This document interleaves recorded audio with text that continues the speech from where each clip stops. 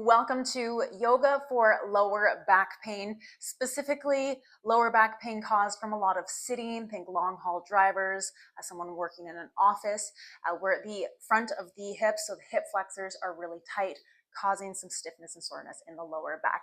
All you need for today's class is a yoga mat if you've got one, and be near a wall as well. So let's actually come to standing, and I just want to review pelvic tilts, as I'll be cueing it throughout class as well. So when we sit a lot, we're in this position, a shortened position for the muscles in our hip flexors. What that can do, the psoas specifically, is attached to our lower back. So when it's tight, it can cause our pelvis to come into an anterior pelvic tilt. So it's when our bum kind of sticks out, and we're going to feel some lower back pain by being in this chronic position. Picturing our pelvis like a bowl, a neutral pelvic position is when the bowl is sitting upright, and then a posterior pelvic tilt is when the bowl is tipping backwards. So think a dog tucking its tail between its legs. And so what we're going to do in today's class is really work on opening up, stretching through these hip flexor muscles.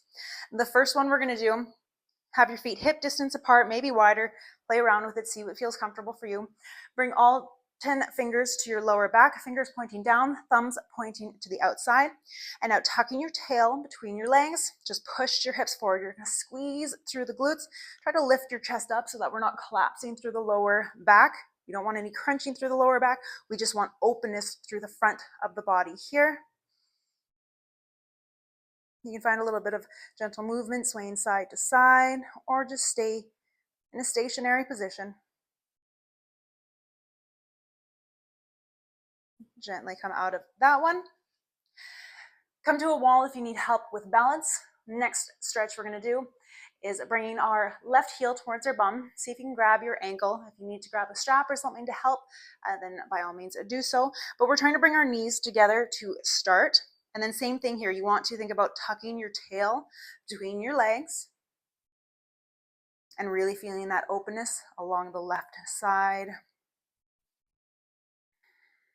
Squeezing the glutes, tuck your tail a little bit more.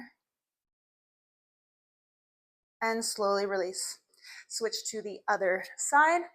So right heel towards bum, knees together to start. Tuck your tail between your legs. Glutes are engaged. And just getting some openness in the front line of this right side.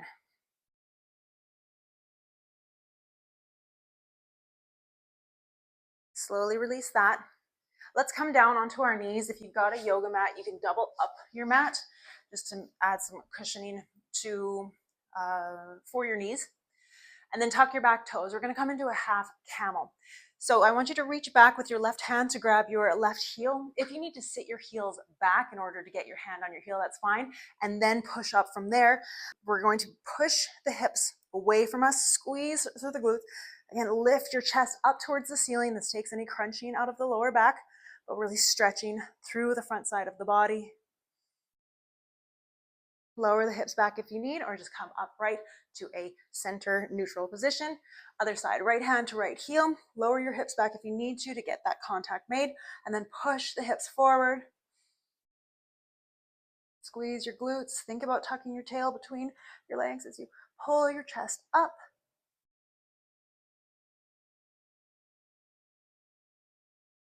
And slowly release.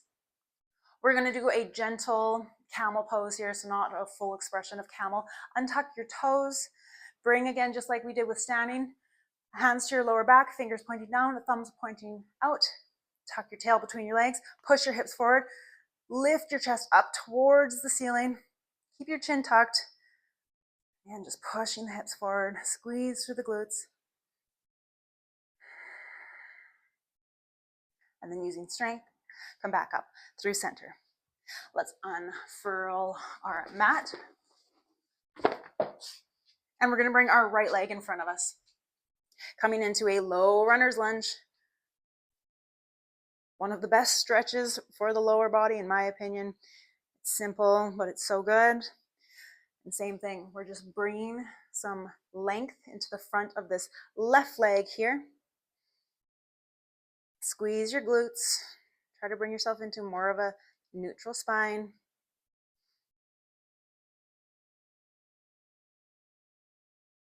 And then we're going to slowly release on this side. I'm just swinging my right leg back behind me, left leg in front. Come into that low lunge. Squeeze through the glutes. Let your hips be heavy.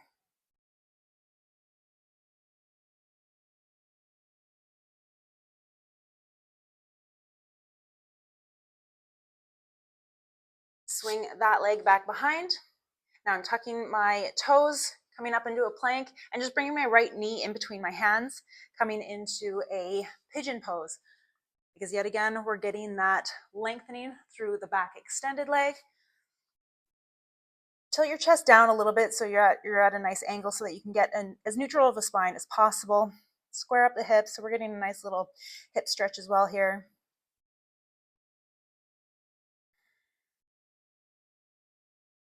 Bring your hands to frame either side of that front knee, tuck your back toes, lift up, step right foot back, left knee comes in between the hands, extend through that back leg, and then lower your chest down just on a little bit of an angle so we can get a neutral spine.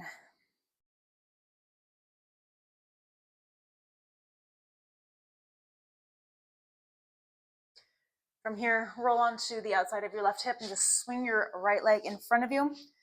Now we're going to release the lower back a little bit. So bring your feet the width of your mat, and we're going to windshield wiper the legs right and left, right and left.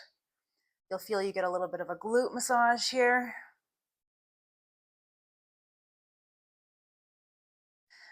And then lower your knees over to the left side and just find some stillness. So again, this is a nice little twist stretch for the lumbar spine, the lower back there.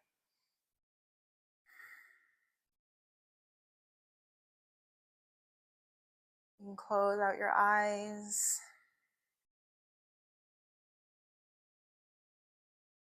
Deepening your breath.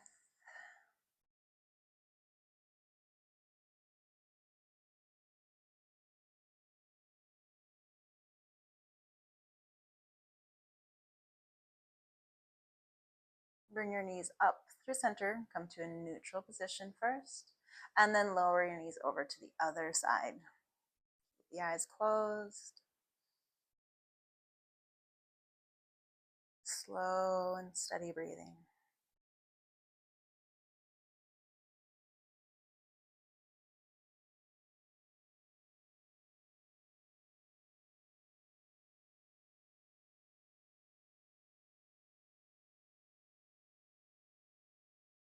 Coming back through center.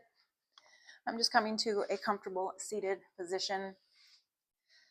So again, if you do find that you sit a lot in your everyday life, we're in that repetitive motion of the shortened position for our hip flexors, we need to counteract that. So if there was 2 or 3 moves from this class that you really liked, I recommend doing them every single day, because again, if we're sitting all day, we need to take that time and effort to counteract that, balance it out so that we're not messing up the biomechanics of our body and experiencing that lower back pain.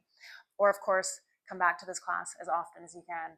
I thank you for joining me. I hope it brought you a little bit of relief. Namaste.